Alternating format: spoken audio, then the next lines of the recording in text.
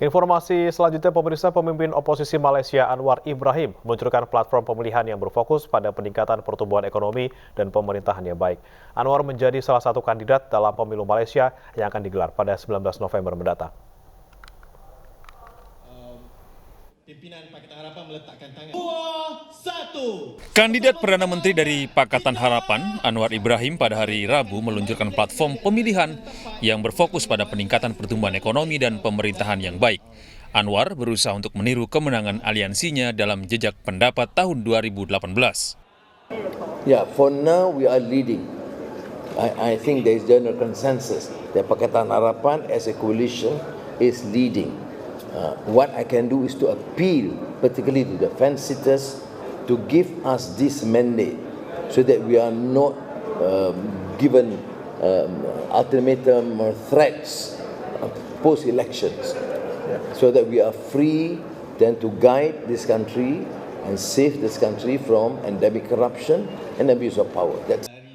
Dengan slogan "Kita Bisa", Anwar mengimbau para pemilih untuk memberikan suara kepada Aliansi Harapan dalam pemilu 19 November mendatang, agar kelompoknya dapat melaksanakan reformasi sesuai yang diusulkan. Komisi Pemilihan Malaysia baru-baru ini mengumumkan bahwa pemilihan nasional akan diadakan pada 19 November di tengah kekhawatiran bahwa hujan lebat dan banjir selama musim hujan akhir tahun dapat menghalangi pemilih. Masa jabatan parlemen berakhir pada Juli 2023, namun Organisasi Nasional Melayu Bersatu atau UMNO berselisih dengan sekutu dalam koalisi yang berkuasa dan yakin pemungutan suara lebih awal bisa menguntungkan mereka. We are united as a force as never been before. That much I can say. And these are strong opposition parties, tested. Okay? Those involved in treachery has left or been kicked out. So those that remain are really committed to the struggle and the reform agenda. Ketua KPU Malaysia Abdul Ghani Saleh mengatakan tanggal pencalonan kandidat adalah 5 November dan kampanye resmi akan berlangsung selama 2 minggu.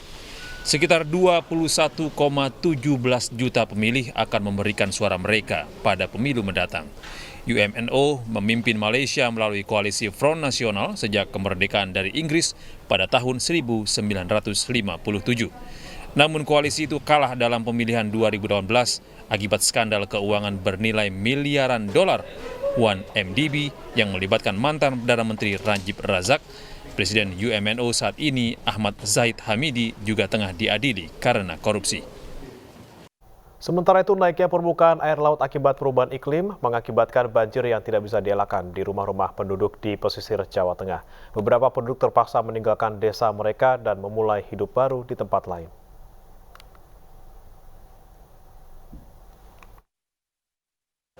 Kasmini, warga desa Timbul Sloko, Jawa Tengah, terus menyapu rumah, namun air pasang tetap datang, masuk ke pengarangan hingga merendam rumahnya. Desa Timbul Sloko berada di pesisir utara Jawa Tengah. Daerah ini sangat terimbas naiknya permukaan laut.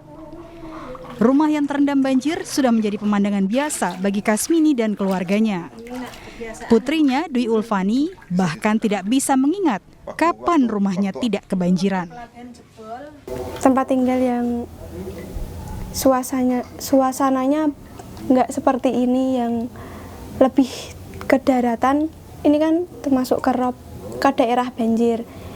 Harapannya ya daerah yang aman dari banjir lah. Sukarman, kakek Dwi Ulfani, telah tinggal di desa Timbul Sloko hampir sepanjang hidupnya. Dia bekerja sebagai tukang dan tinggal dekat tidak jauh dari rumah cucunya.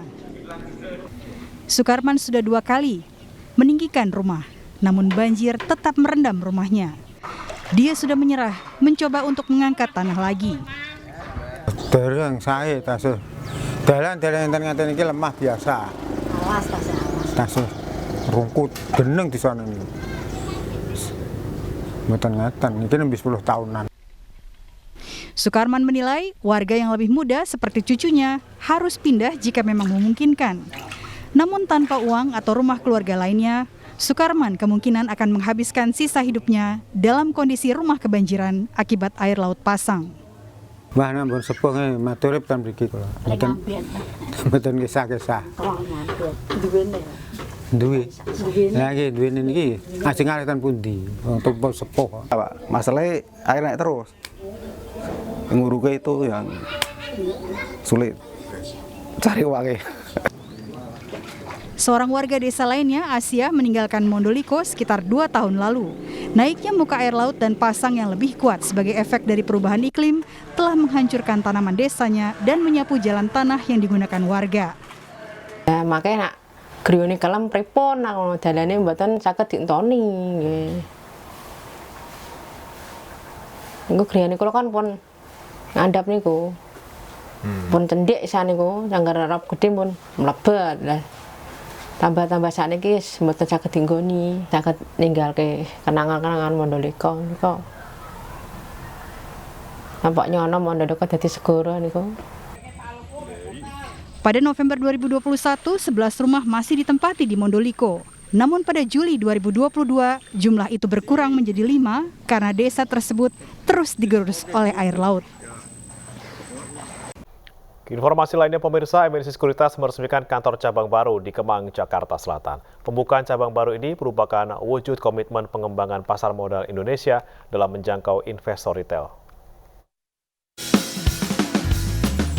Pengguntingan pita dan pemotongan tumpeng menandai peresmian kantor cabang baru MNC Sekuritas Kemang, Jakarta Selatan. Pembukaan kantor cabang baru ini merupakan ekspansi MNC Sekuritas untuk pengembangan pasar modal Indonesia dengan menjangkau investor retail di berbagai wilayah. Jadi hari ini kita meresmikan cabang fisik di Kemang, ya, tepatnya di Gedung Mitra Hadi Prana. Ini adalah point of sales MNC Sekuritas yang ke-24 di Jakarta. Ya, kenapa Jakarta banyak banget ya, kita sengaja mau kepung Jakarta gitu ya, karena memang pusatnya investasi saham, investor saham ini ada di Jakarta. Bisa membawa dampak positif ya untuk masyarakat sekitar. Tentunya saya juga berharap dari MNC Group juga bisa memberikan inovasi-inovasi yang terbaru, khususnya untuk mempermudah investor yang ada di Indonesia. Dengan diresmikannya cabang baru ini, maka MNC Sekuritas memiliki 149 point of sales secara nasional. Di antaranya 40 kantor cabang di berbagai kota, 10 kantor perwakilan BEI, dan 99 galeri investasi. Dari Jakarta, Abdul Aziz Ainyus melaporkan.